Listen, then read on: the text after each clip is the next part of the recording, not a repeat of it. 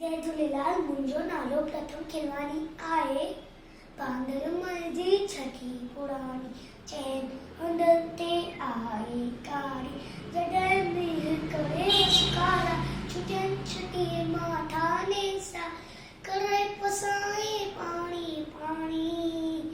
बांदर जी छठी पुरानी चैन हंधनि ते आहे कारी जॾहिं थिए थो उस खां व्याकुल चवे छठी बांदर को थिए उन्हारे में भी साणी।